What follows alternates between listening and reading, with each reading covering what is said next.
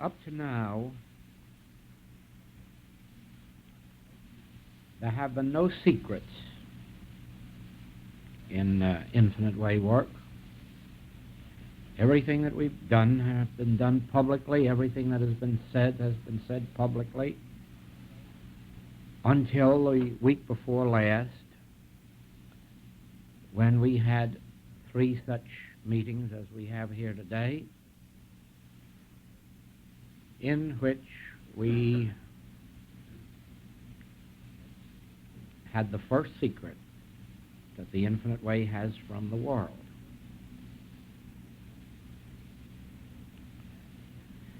And a good deal of what takes place today, I have to ask you to look upon as secret and as sacred. Promise you it won't be illegal.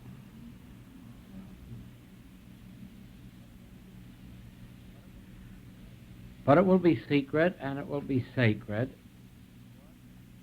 because just as all teachers must teach milk to the babes and meat to those ready for it, so there are things that take place that we cannot go out and explain to the public at large, but which in some measure you can do when the right time comes. Let me, before I start, say this, that I asked that when you come here to this meeting, that you make it 2 o'clock and not too long before 2, isn't that I forget at all our Seattle days when we were going to begin at 10 and finally got around to beginning at 8, and we were going to finish at 4 and got around to finishing at midnight. I haven't forgotten those days, but I can't have those days anymore. If you look here and here, you'll probably find confirmation of the fact that I'm taking care of 6,000 letters a month. Emma's handling over 2,000 a month herself. I'm handling 6,000. That's 8,000 between the two of us. And that doesn't take in the correspondence in Beverly Hills at the book department, nor does it take in what goes out of London and South Africa. That's another tremendous, tremendous pile of mail. The monthly letter out of London is over 1,000 letters a month. The monthly letter, not counting the correspondence. And when I speak of our 8,000 letters a month, I'm not speaking of the 3,500 letters, monthly letters that are going out in the United States and Canada. That's on top of this other. And of course, the manuscript work is increasing because not only there are more books in work, but the books that we already have in manuscript form are soon going to be prepared for publication in book form. And that's in addition to new books that are being written, edited, gotten ready for publication. Some of them already on the press. Just imagine that right now, Practicing the Presence is on the press in England. The 1955 letters are on the press in England in book form. And in December, the 1956 letters will go on the press in book form. And others that are in work. In addition to that, the Fourth Dimension has just come off the press again, and the book, The Letters, has just gone to press again. And The Infinite Way has just come off the press of its 6th printing, and Spiritual Interpretation of Scripture has just come off the press this last month for its 7th printing. God, the Substance of All Form, goes to press next week for heaven knows how many printings that has been through. So you can see that with that work and class work and lecture work, that the days are gone when we can have interviews at any hour of the day or night, or that we can have hours and hours and hours of work as we had before. But these are things I can't say to the public. As far as they're concerned, I'm just going to have to be one of these fellows whose head's been turned by prosperity, and you can't get to see me anymore. But as far as you are concerned, you understand what is happening in the Infinite Way. Most of you have watched it even. Some of you saw it when it was only one book, The Infinite Way. Just one single solitary book. And I know that there's one here at least, if not more, that knew me before there was even the one book. And you've seen all this that's happened, so I don't have to make excuses. I merely tell you that the time is so filled day and night that the best help you can be to me is to accept that fact and then fit yourself in with me and cooperate with me to the best of the ability. Now, to get back to this work.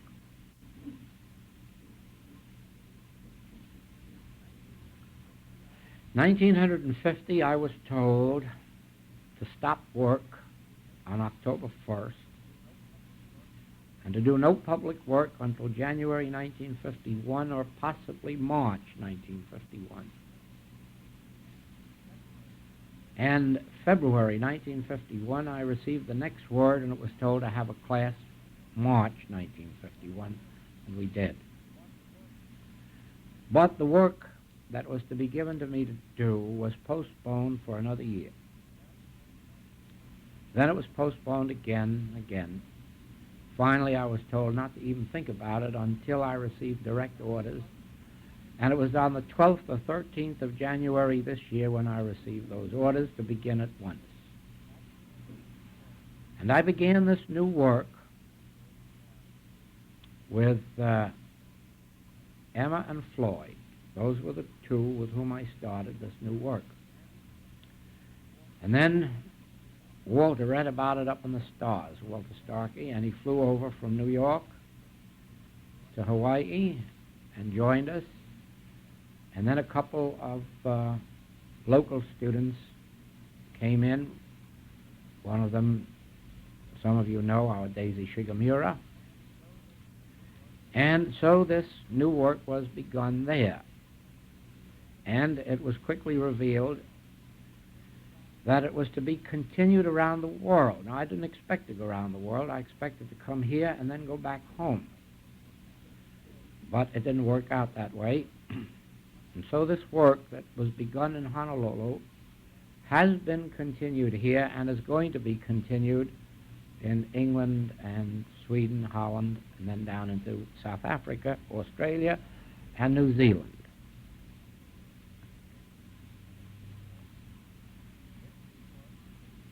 This new work consists of 3 parts, and it follows what we might call a revelation or an unfoldment.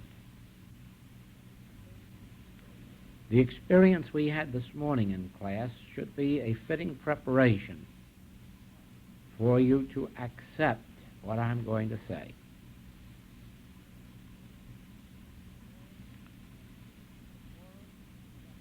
The world is suffering from only one disease. Not many diseases, just one. And that one you may call material sense. If material sense is broken, we are all spiritual beings back in the Garden of Eden. We haven't a fault, we haven't a lack or a limitation. Every fault that we have, every lack, every limitation, every sin, every false appetite, every disease is a product of material sense. Without some measure of material sense, you couldn't have any physical, mental, moral, or financial discord, which, of course, is pointing the finger at every one of us and saying, yeah, I'm guilty. To some extent, every individual on the face of the globe has some measure of material sense, and that material sense externalizes itself in material conditions. Sometimes good material conditions, sometimes evil ones, but always material ones. Now, the opposite of this is true. The degree of spiritual consciousness always externalizes itself in spiritual demonstration. And here in New York, you're witnessing an evidence of it. At some moment of my unfoldment, a certain touch of spiritual consciousness reached me, touched me, unfolded within me, and from that moment on, I began externalizing people who wanted spiritual awareness. In other words, I began externalizing spiritual friends, spiritually minded people, instead of sick patients or instead of human friends or human relatives. I began externalizing what we would call a student body. The student body of people all intent on spiritual unfoldment. Now, if you were able, or anything were able, to take from me my degree of unfolded or realized spiritual consciousness, you would also take from me my student body. I couldn't hold a spiritually minded student body 5 minutes after I lost spiritual consciousness. I might be able to have a student body, but they'd have to be people looking for material things in a material way, or mental things in a mental way. I might be able, with promotion or hocus pocus, to go out and demonstrate classes or patients or the sale of books, but couldn't do it spiritually. If I am to attract, without advertising, without promotion, without human footsteps, those to me whom you are accustomed to finding in our classwork, it can only be done by the attainment of some measure of spiritual consciousness. Now, in the degree of the expansion of that consciousness, I will demonstrate the degree of deeper spiritual realization in the students. I may or may not demonstrate greater numbers. Numbers is really no testimony of spirituality. The Master seemed only able to demonstrate 12 who he thought advanced enough to be disciples. He only seemed to demonstrate 70 who were advanced enough to be named apostles. At the most, he had 200 who could go out and do some preaching. So you see, the Master did not demonstrate his spirituality in numbers, but let us say in depth and degree of awareness in those that he attracted to himself. So it is with his message. He said that his message would never pass away, and it hasn't. It may not have any followers. It may never have many followers.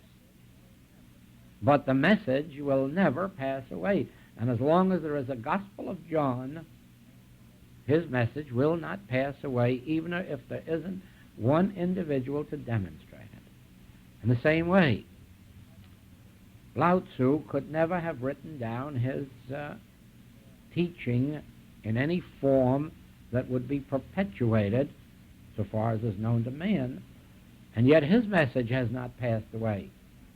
There may not be any, or there may be a few to follow it, but the message itself is there. That represents the degree of spiritual consciousness of the individual who gave the message. Now, follow this carefully. I could only attract to me my own realized state of consciousness. And before that spiritual state of consciousness could appear, I could not have a spiritual student body. After it appears, I cannot be deprived of it. That is why our work knows no such thing as competition. That's why it has to know no such thing as advertising. For the simple reason that it has nothing to do with the ways of men. It has to do with the ways of God. Now then, what is the function of the developed, unfolded, revealed, realized Christ consciousness? To destroy material sense, to destroy material thought, to destroy material deeds, to destroy whatever that state of consciousness is that is responsible for sin, disease, death, lack, limitation, wars, thefts, murders, adulteries, and all the rest of the things that are included in Paul's statement. See, all of those statements follow a material state of consciousness and are coincidental with it. But all of the other things, peace, joy, long-suffering, and so forth, are the externalized forms of spiritual consciousness. Now, spiritual consciousness destroys material sense, so that when, through a healer's consciousness, you are relieved of a pain or discord, that isn't what happens at all. The spiritual consciousness of the healer removed some phase of material sense from you. And in removing the material sense, the material manifestation disappeared. Now, let no one believe that there is any human way of removing war from the earth. And I don't care how many leagues of nations you have, or United Nations, or multiply them by 12 times 12, and you're still going to have war. And you're still going to have depressions, and you're still going to have volcanoes and earthquakes and tornadoes, and you're going to have every manifestation of material sense.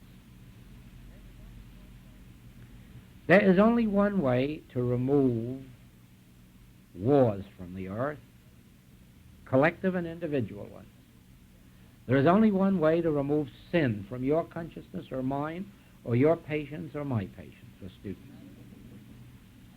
And that is, as spiritual consciousness touches receptive consciousness, material sense disappears. Now it is true, there are rocky states of consciousness and barren states of consciousness that do not readily yield to spiritual unfoldment because their time has not yet come. But our function is to plant the seed, knowing that wherever spiritual receptivity is, there will be spiritual response. All right? What is it that separates every man, woman, and child on earth from the same degree of love, harmony, and peace that we have in this room? Material sense. What makes for the peace in this room? The fact that nobody in this room wants anything of anybody else. If there were, in proportion as there were material sense in this room, that material sense would be looking around to see what it could get from whom. In proportion as there is only spiritual sense in this room, every individual is saying and thinking and believing within themselves that their good has to unfold from God, not from man whose breath is in his nostril. Then, as we sit here, each one of us, in an inner awareness that our good is an unfolding experience within our consciousness and not dependent on somebody else in this room, in that degree we are spiritual consciousness, and in that degree there is no material consciousness in this room. And so then, if the spiritual consciousness is sufficient, each one in this room could empty out their pockets or anything else that the other may require and still not feel that anything was being taken from them. That is spiritual consciousness. Now, when you have the realization that God constitutes your individual being, you cannot fear bombs or bullets or wars. When you achieve one iota of realization that God constitutes your being and your body, you can no longer fear disease, nor can you entertain evil desires. It's a fantastic impossibility to desire evil while believing that God constitutes our body. Doesn't mean we can't desire human affection. It doesn't mean that we can't desire marriage or companionship and all the rest of it, but don't ever call those things evil. Those things are human manifestations of a spiritual activity within us. Those things on the human plane are only evil when their purpose is evil, when their function is evil, when their object or aim is evil. But otherwise, companionships, relationships, all these things that we call human, they're not evil, they're good. They're very good, as long as they're prompted by the desire to share, not to get, achieve, take from. Now then, no person can entertain spiritual consciousness and at the same time entertain evil, because one wipes out the other. Therefore, in this room, it is logical to say that there can't be a war. As a matter of fact, I don't see even any good reason why there should ever be a lawsuit. No matter what injustice one should for any reason do another, it shouldn't result in lawsuit, because the one to whom it's done, if the one who does it hasn't enough of spiritual insight, the one to whom it's done should have enough to say, well, Father, forgive them, they know not what they do. This is no loss to me, since my good is of God and is therefore infinite. Now,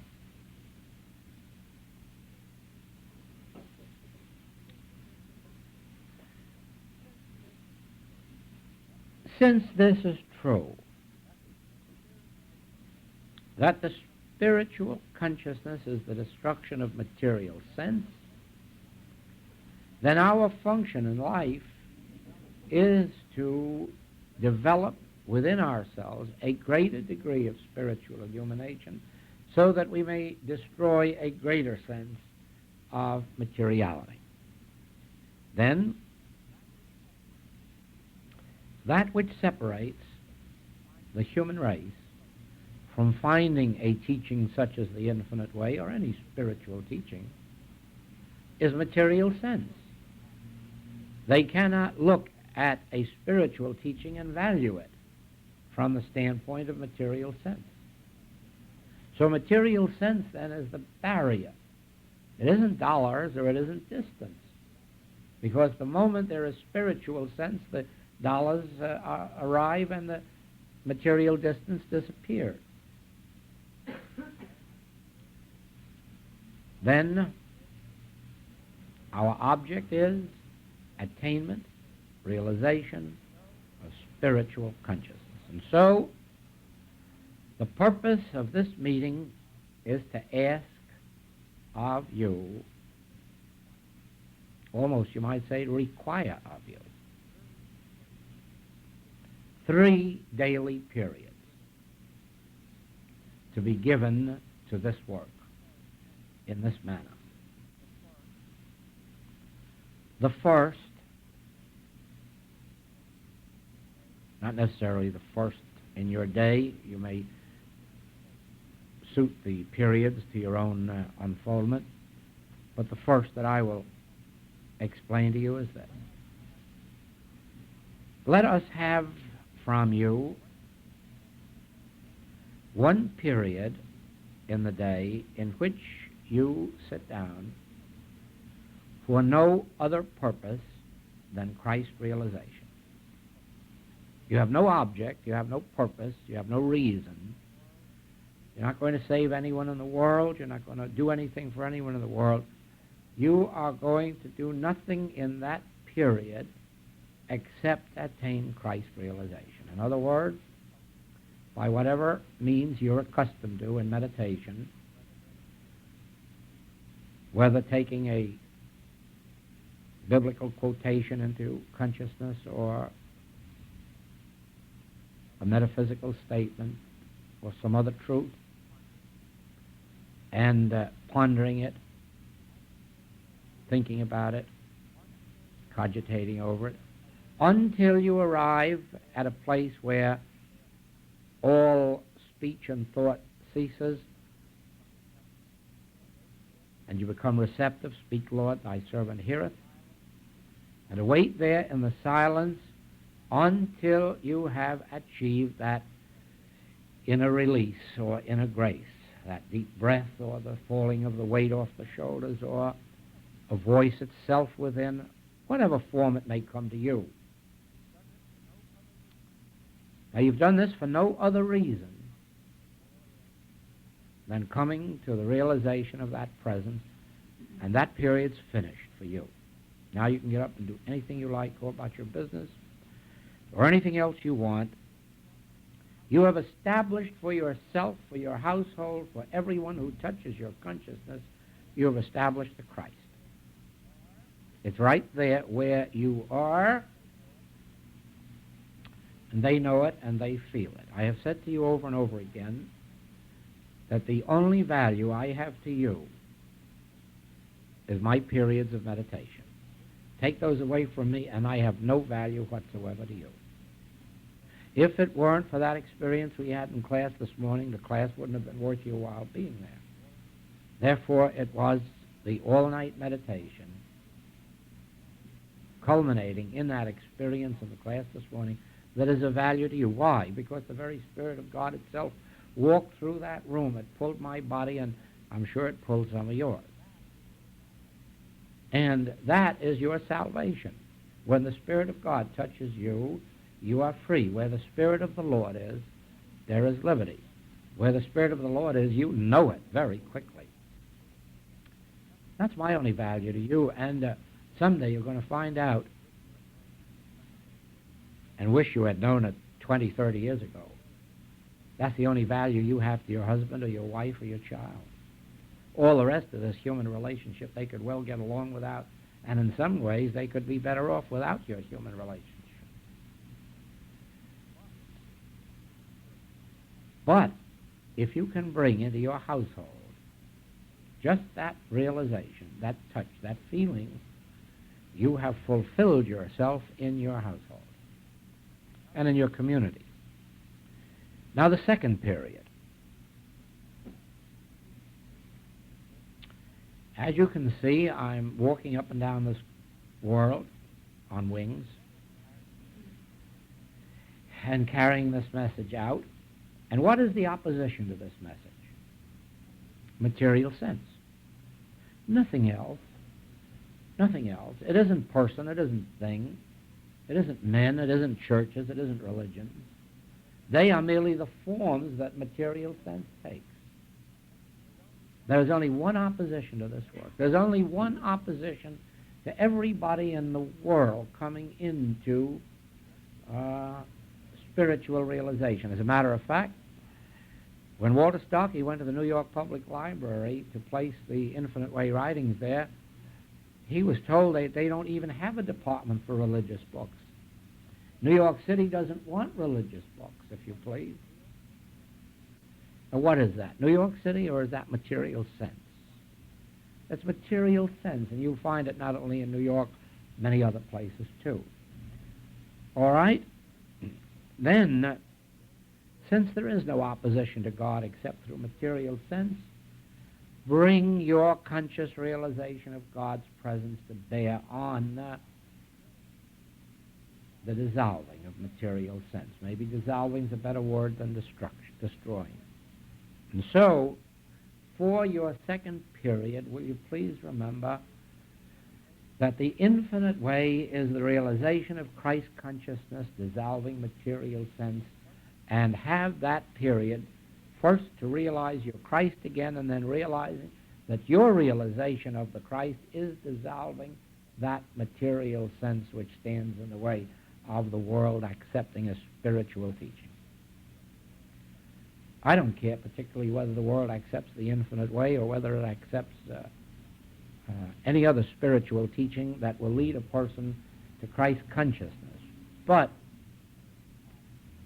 it is a part of the function of my individual experience to be concerned that material sense is broken so that every individual can fulfill Scripture and in the end be taught of God. Now, give that second period then, or one of those three periods, to the realization of Christ, and then to the conscious realization that this realization of the Christ is the dissolving of the material sense that would separate people from spiritual realization, from God realization, from the spiritual teachings that are walking around this earth today, trying to bring together through the power of prayer peace on earth. Now, there can't be peace on earth by human means. Peace on earth comes in the same way that peace comes in this room when every individual is spiritually endowed. Then there can be no more wars. No human being can destroy material sense for themselves. That is what I discovered many years ago to be the fault with all metaphysical practice. It tries to tell you to be more loving, more generous, more pure, more forgiving, more something or other. And you're saying inside, my God, you don't have to tell me that. Isn't that what I'm trying to do? Tell me how to do it, how to accomplish it. I'm not satisfied with myself. I don't think I'm pure enough. I don't think I'm good enough. I don't think I'm honest enough. I don't think. But you're telling me to be more good, more honest, more pure. But you're not telling me how to do it. And so I know that all these teachings that tell you what you should be, in the end, that's why psychology can't ever help. It it reveals your fault to you and then tells you you shouldn't be that way. And you say, well, I knew that was the fault long before you began. But what I didn't know was how to get rid of it, and you're not helping much. Now, we know that no individual can be better than what they are. But by introducing the Christ into their consciousness, they become better than they are. Therefore,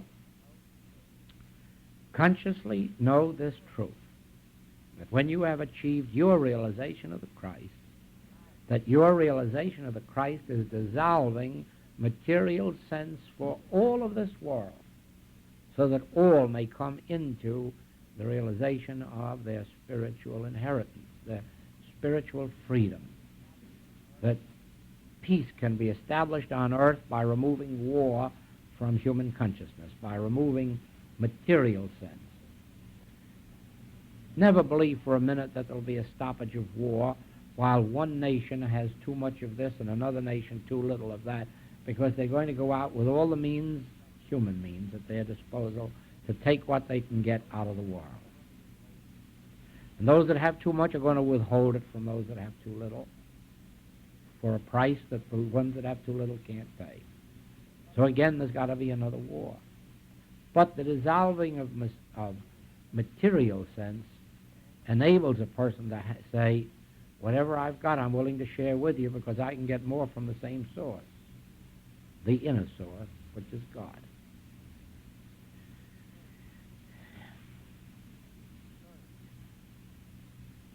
The third period is again for the realization of the Christ, and this time in the realization that the Christ is dissolving material sense universally, that the kingdom of God may appear on earth. See, the first is for your own realization of Christ for no purpose except the realization of the Christ. The second is a realization of the Christ for the purpose of realizing the dissolving of material sense so that the men and women of the earth can be receptive and responsive to a spiritual message. The third is a realization of the Christ so that this realization of the Christ can dissolve material sense, revealing the kingdom of God on earth.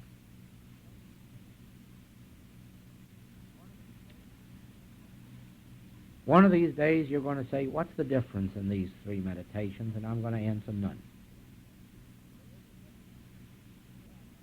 But there is a difference until that day arrives.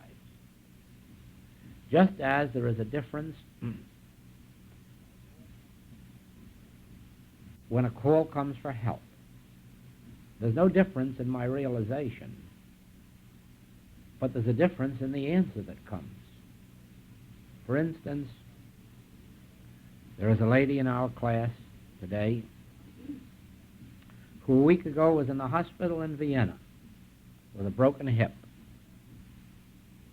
and told for how long she would not be able to walk. And she walked in on her own 2 feet this morning. But Saturday she wrote me that she couldn't come because she wasn't yet able to get out of bed and walk. But my answer after the meditation was, come, rise up and be here. Now you see, I wouldn't have sent that same answer to somebody looking for employment. It would have come in a different way. But in that particular case, it said, come, rise up and be here. And she came up to show me that she did be there, with a letter in her hand, too. So it is that a realization of the Christ, while it's always the same and always produces harmony, it does operate in different ways to meet different claims. It appears outwardly differently.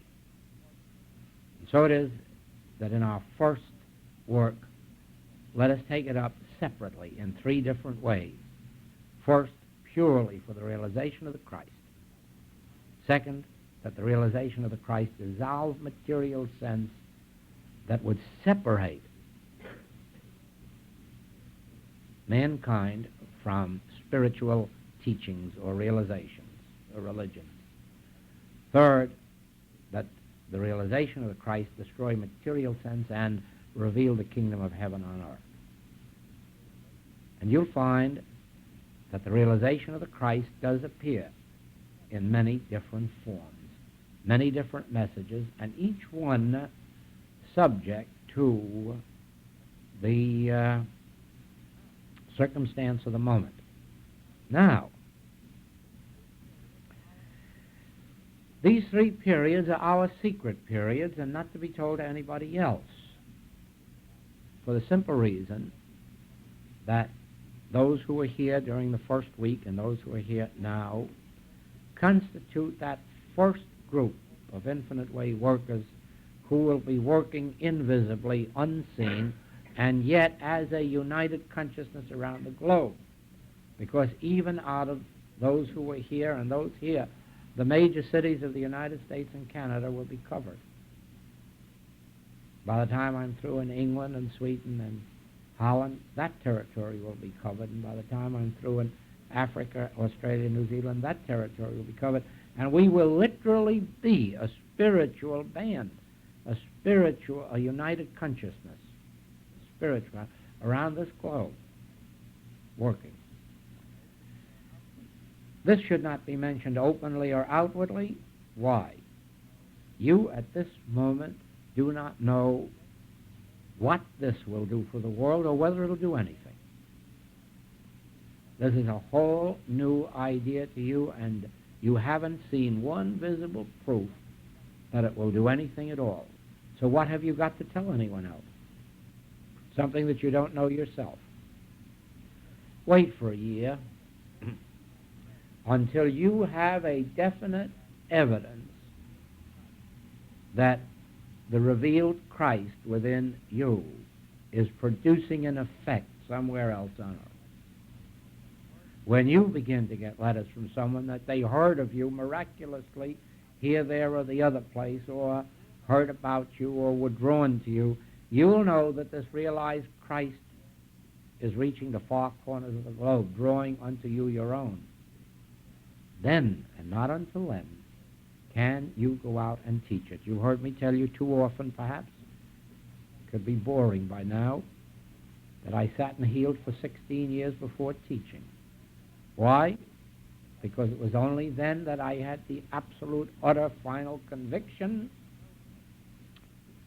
that there is no way for this principle to fail. We may fail it. We may find patients and students who can't achieve it at the moment, but it can't fail. I know after those 16 years what it is done. Now 10 years have gone by before I've asked this work. But I've had opportunity to witness the fruitage.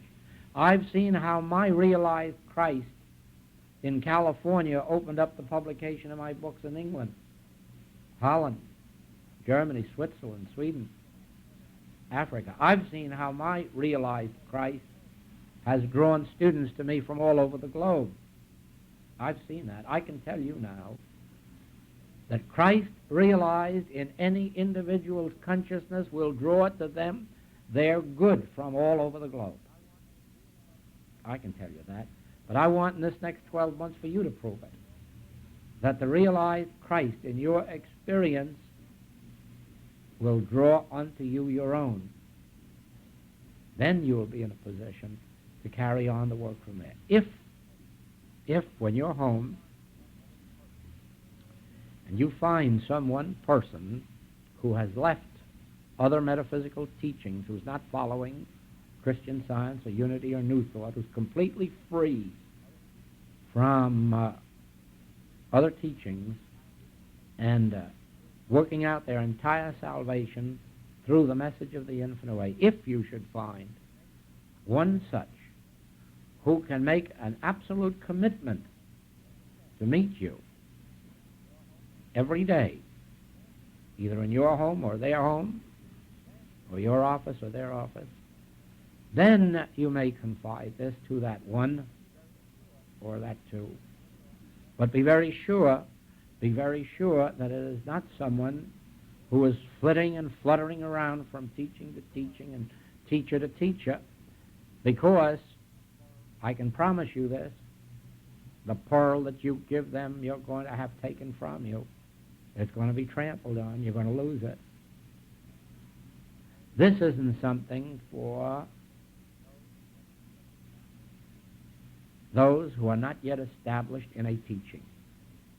This is for those who are established in a teaching that reveals not the power of words, not the power of thoughts, not the power of the absolute, not the power of the negative, but the power of Christ realized. Unless you've got someone who's that far along the path that they have forsaken all others, don't. I've spent too many years in having this pearl revealed to me to give it lightly to you. I'm giving it to you sacredly, I'm giving it to you secretly, and I'm asking you to respect me, because this is my life work. And I don't want it disrespected, and I don't want it misunderstood. I don't want it trampled. I don't want it in the possession of anybody who hasn't enough understanding to know what it is and to respect it and honor it and give themselves to it. So please, don't share this lightly with your husband or your wife or your child or anybody else. Only with those that you know have gone as far as you have in the way of giving up yourself to the message, to God realization, to Christ realization. If they haven't gone as far as you have, don't take them into this work. Don't do it. If they haven't forsaken other teachings, if they haven't come. Now remember this, we're not trying to restrict anybody's teachings. Heaven's sakes, don't forbid anybody to have other teachings or other books. Let them have all they want. That is their right, as it was our right, to seek and to search until they find. But don't give this work except to those who have found and who have found this way. Let others work out their salvation in their way, but let us work out our salvation with those. Now, I can say this to you because every one of you have come from distances. Every one of you have shown over the years that you devote your time, your effort, your money, liberally, expansively to this. So I know that you must have no other interest, no other spiritual interest than this. And so I give you this. When you find someone that's done equally what you have done, then share it, but not before. Not before. Don't let anybody ride in your Rolls Royce for a nickel fare. Don't you do it. You cheapen it. And not cheapen it financially, you cheapen it by not holding it as sacred. And this is a sacred work. Why? Because if we succeed, or in proportion as we succeed, material sense will be broken for this world. And who knows that material sense is the only devil or enemy, except those who have worked along enough on this path to see it. Who knows what effect is produced by breaking material sense, except those who have healed this way. So please don't go out looking for a companion to pray with. Stay in your sanctuary and pray alone. All alone. Then when you find someone, as I have found you, someone that you're as sure of as I'm sure of you, then go and do likewise, but not before, because you'll spoil it for yourself. You won't spoil it for us who hold it sacred and secret. That nobody can do. Nobody gave me my demonstration but God, and nobody can take my demonstration away but God. But you can wreck your own. I could wreck my own too if I would let the call of the world get in.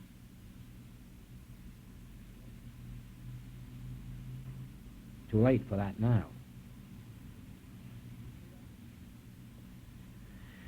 You see that?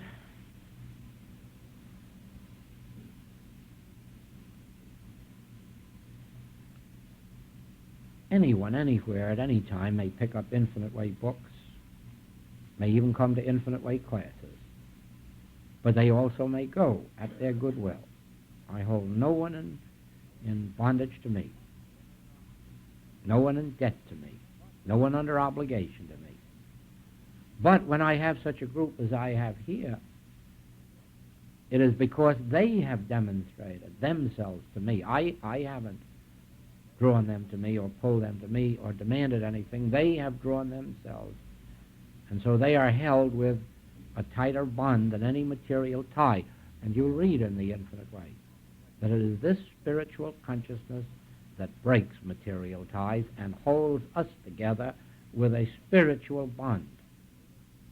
Now don't talk about this work to anybody else except those that you know have no material ties, whom you do not hold in bondage or under obligation to you, but who have revealed themselves as being one with you in a spiritual tie, in a spiritual bond.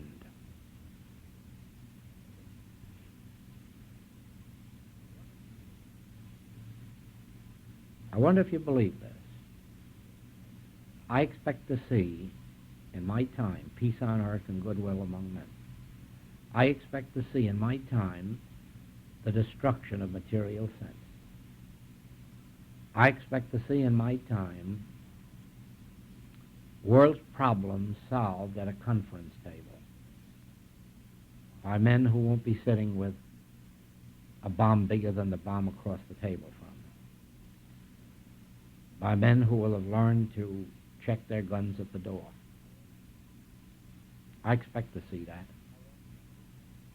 I expect to see it in our own time. The reason I expect to see it is this. In my travels, I have met men of goodwill. Not all on the Infinite Way path, but I have met men like Henry Thomas Hamblin, men like Brother Mandus, Swami Ramdas, other men, all of whom have something in mind, the attainment of God realization, all of whom are telling others about God realization. And wherever I travel, I'm meeting groups of 100, 200, 300, who increase in numbers after I tell them that we can't guarantee you parking places or new automobiles, that the only assurance we can give you if you stick is God realization. And they increase in numbers the more they're told that. So I do know from travel and the meeting of people in all of these places that behind the businessman and housewife exterior there is a God breaking through. There is a spiritual realization coming through. And while it may have taken 2,000 years since the time of the Master for it even to have reached this point of realization, it is like everything else. It's a slow beginning, it's a hard work and a hard study, but then in the twinkling of an eye, though your sins were scarlet, you're white as snow. In other words, no matter how deep, how black the past may have been, and how hard the struggle, in some one certain split second of realization, all of humanhood's wiped out and Christhood is realized. That's our goal, the unveiling of the new creature, Christ. Our goal is not stopping wars. Our goal is not emptying hospitals of sick people. Our goal is not making all poor people have abundance. Our goal is the destruction of material sense so that the new creature Christ may be revealed as individual being. Every bit of our teaching is aimed at that. Every bit of the books is aimed at that. Every bit of the healing work is aimed at that. Not at reducing fevers, not at reducing lumps, not getting rid of this, that, or the other things, but the dissolving or the destruction of material sense and the unveiling to our immediate presence of the new creature, Christ. And that's about it until 2 o'clock on Wednesday.